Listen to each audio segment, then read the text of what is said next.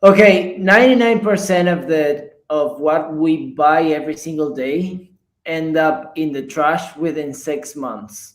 That's, of course, a huge problem for the planet. Fortunately, we have the solution.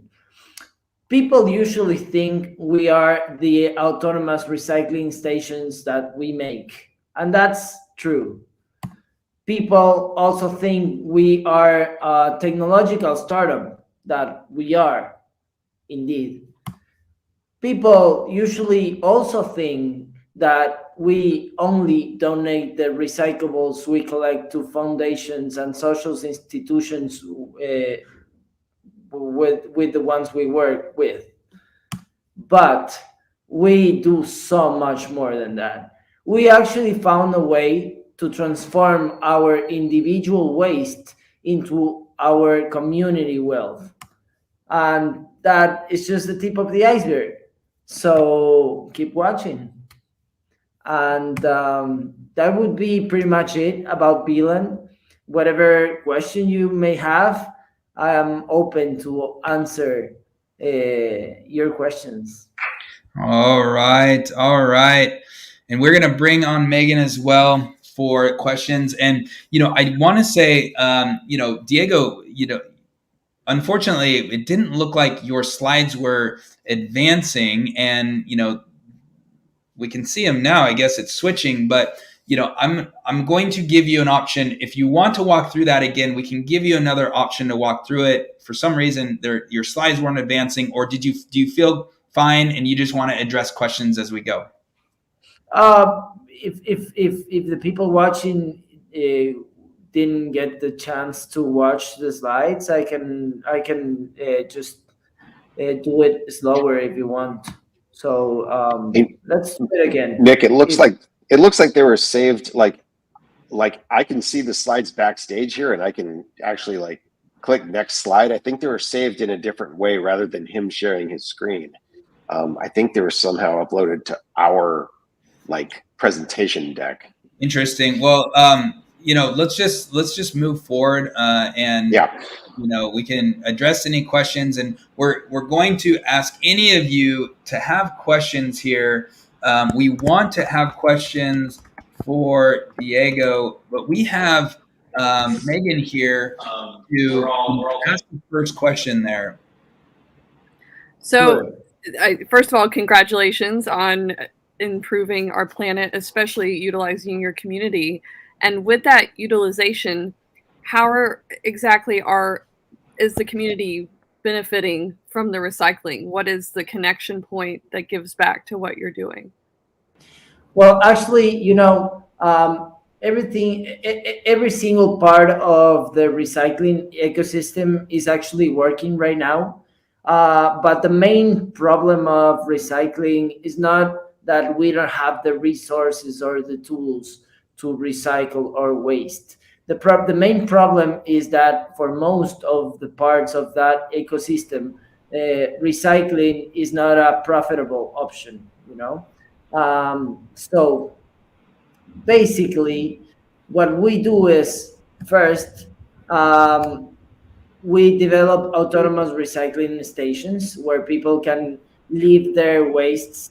Right now, our first autonomous recycling stations can pick plastic bottles. They can take them to the machines, and then our machines crushes the bottles, and we give a candy as a prize for them. Okay, so instantly, what we do is giving the people the instant satisfaction or the price for their environmental commitment.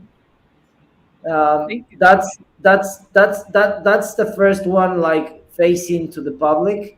It also helps to the brands and the companies to promote the participation of the people that is purchasing their products to recycling them. Then the second one, we develop an app, not only an app, actually there's a set of apps where we can price or incentivize with other kind of prices their commitment, such as our bitcoins, that are digital coins that our customers can change for money, or cryptocurrency, or discounts, or whatever the our sponsors and clients may want to incentivize their clients to recycle.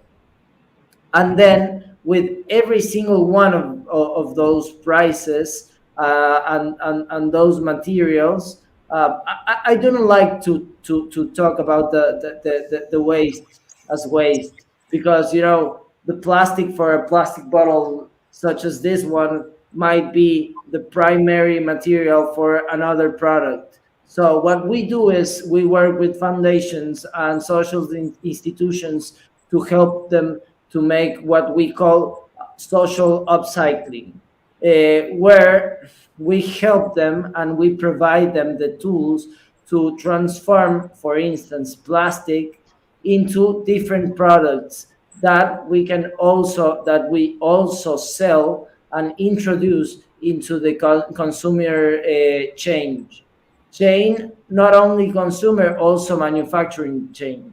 So what we do is we give a different value for the waste of the people, in order to add value not only for the customers, but also to the main producers of this waste, quote unquote waste. Okay. And we give the opportunity to the entire community to transform their waste into a valuable thing, a valuable resource, a valuable commodity that can help to different parts of the ecosystem to add value and make it more profitable, so it make better the process that we right now know as recycle. All right, Diego. Hey, we just have a few more minutes here, but we want to get to a few questions from the audience. The first one is they wanted a little bit more about how you monetize specifically. Well, actually, we have different revenue streams. Well, for the stations, that is our main. For our stations or revenue streams is what we call circular publicity. So our sponsors can show their brands and make their own campaigns, so they can incentivize in their own ways the recycling for the customers, or for our users. The other one is helping the big producers of these wastes to manage this waste through the foundations and cooperatives, so in order they can not only solve the problem of managing their waste, but also adding value not only to the foundations and the cooperatives, but also for themselves, because we in this process that I also mentioned, that is social upcycling, we can build all sorts of different products, not only from plastic, but also for, I don't know, whatever you may think, like plastic or wood, or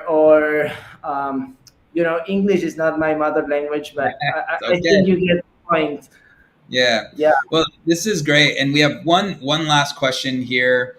This will be our last question for the conversation here. But talk to us a little bit about how the incentives are, or the rewards for the users. You mentioned it a little bit with some of those tokens and some of those things, but last question here around incentivizing and rewarding the users. Well, it is very important to understand what incentivize a user and what doesn't. Okay, our brain is designed to take most or the decisions subconsciously. You know, the part of the brain that makes the decision is subconscious, and that part of the brain doesn't understand about neither language nor forms nor anything like that. It's purely emotional. So even if we are trying to educate the society and saying, you know, recycling is the way and is good for this or good for that, we need to focus on making them feel that they are giving what they right now consider as waste to get something even better, that are helping not only to get just the candy, but to put a dish of a table, you know, a meal in the table for people that right now is truly struggling to make a living in this highly competitive and highly unfair recycling ecosystem. So when we are talking about this, we can think about our plastic bottle, not only about this bottle of plastic for a candy, but also we can think about this bottle of plastic for a meal for a children, for a children, or for a working mom, or for someone who is struggling to get out of addiction, and so on and so on and so on. So Yeah. yeah. Well, that's good. And unfortunately, we are just short on time, Diego. So thank you so much. And, Megan, one quick last thought to share with Diego here as he is exiting the show. I think what you're doing is beautiful, and the fact that, you know, establishing an equitable future is allowing people to participate in what they're producing. So having that circular loop to work with corporations and individuals to really cut out the middleman is really a really great mission. So I wish you best of luck. Thank you very much, Megan. I really appreciate it, and nice meeting you. You too. Good All luck. right.